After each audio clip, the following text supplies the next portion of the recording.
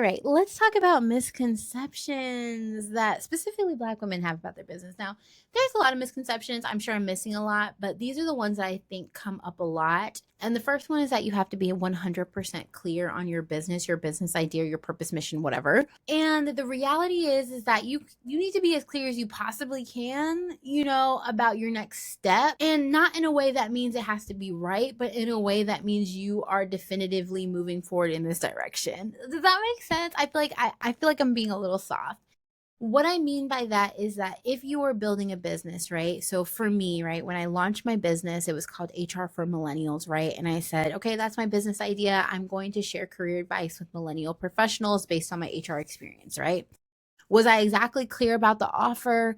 Was I exactly clear about whether this was going to work? No, absolutely not. There were so many pitfalls. And obviously, my business is not called HR for Millennials today. So I was not 100% clear on the long term vision. What am I going to do now that I've launched this business? And then what am I going to do now that I've launched and that I've learned this? And then how am I going to do some market research? And then how am I going to build that offer? And then how do I need to shift my brand? Right. And I did all of that next clear step all the way until the point that I am now, right? And so obviously that meant that if I just trust the process and go on the process with being 100% clear on my next step at least, then I can move forward, right? And I will get to my destination. And I think that's what we all need to be more open to, of saying like, I'm clear on what it is that I'm doing, and I know what my approach is going to be, and I also resign or yield to the fact that this may shift or change.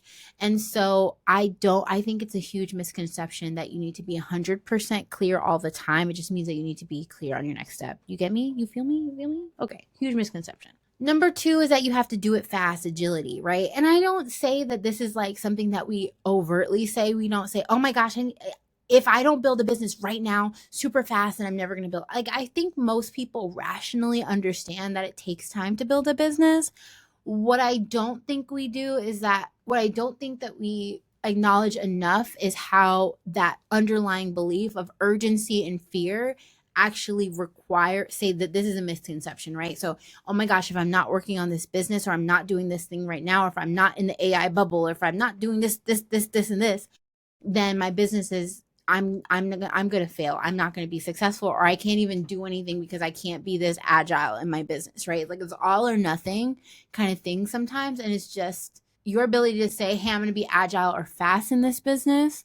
And how I launch probably means that you're doing it out of a mindset of lack. Like, you're not in alignment because you're just running towards something, anything, in order to get out of your current situation. And I think that's a huge misconception that, like, well, if you just do whatever is gonna like work right now, then it's gonna be good long term. And I don't think that.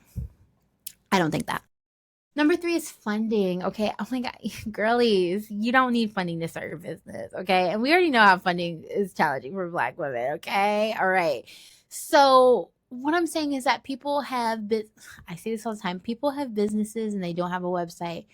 People have businesses and they do not have, maybe they just pay for Calendly, or maybe they're not paying for anything. Maybe they just have an email address. You know what I'm saying? Like, they got a phone bill.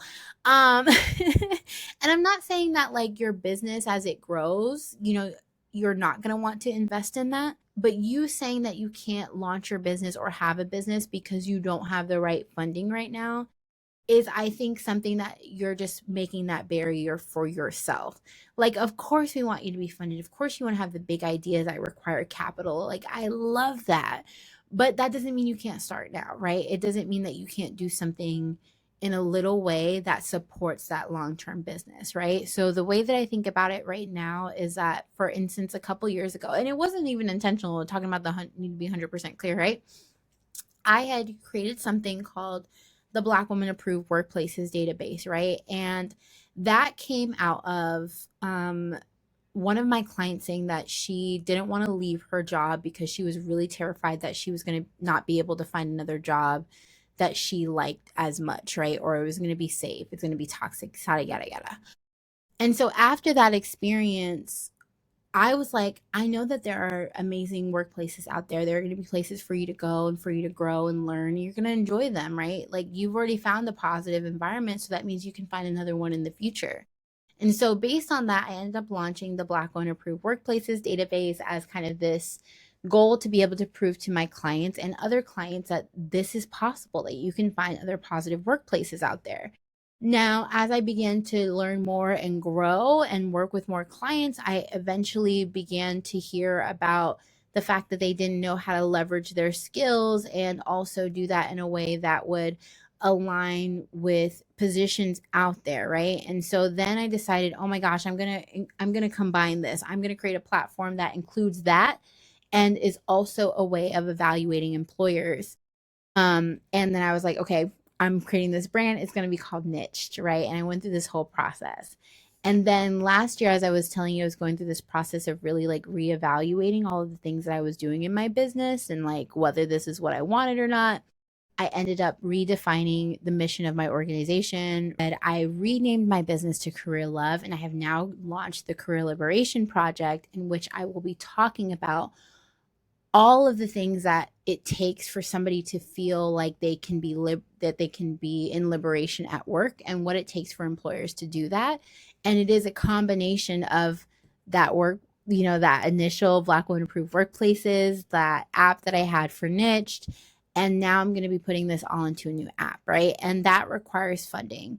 But at the beginning of this, had I not really truly understood or even launched those things based on the needs at those times, which did not require funding, then I would not have gotten to this space. So do not allow that to hold you back. The next thing is that you have to be tech savvy. And so there are so many apps, AI tools, whatever, very plug and play systems that you do not need to be tech savvy. So if that's something that is keeping you back, like, oh, I can't use, I don't know how to make a website, or I don't know how to create a funnel, or I don't know how to use this and that, do it simply, okay? Like, just do it simply.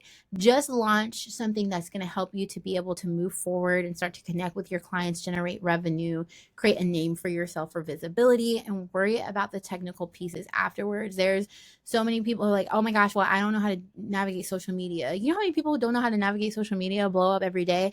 And by the way, how many people who have terrible social media followings make good money every day? Like, come on, okay? That's not a necessity. And then on top of it, like, you can use tools. So as I mentioned when I first started this, I actually, now your girl done is a millennial, right? She done built plenty of websites. But one of the first tools that I invested in as I began this journey was Kajabi. And I had purchased a course or whatever. I'm talking about that course right now.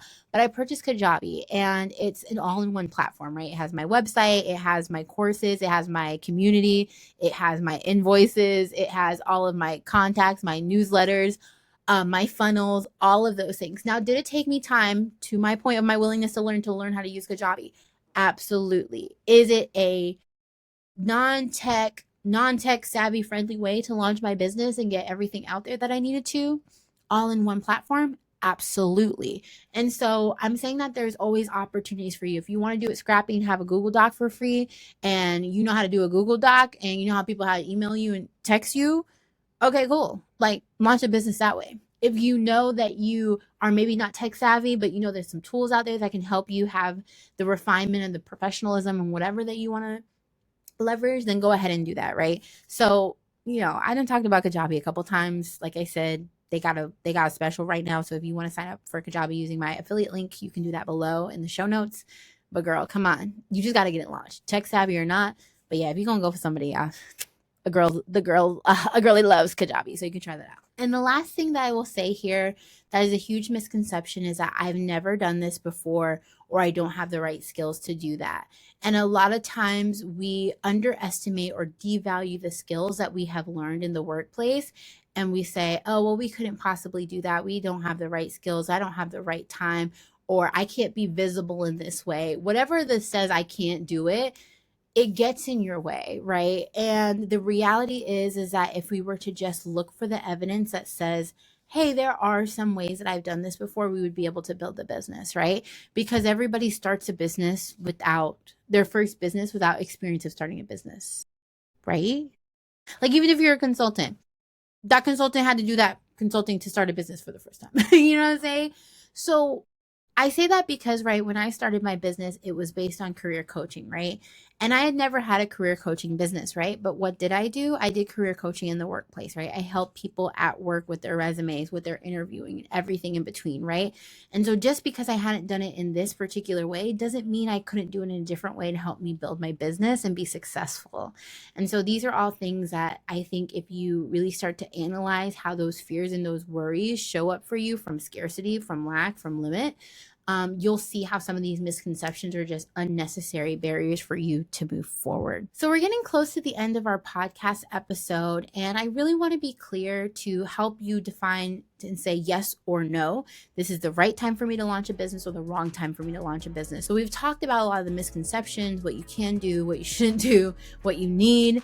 But now we're going to talk about like what makes right now not the right time, like a bad time to start the business.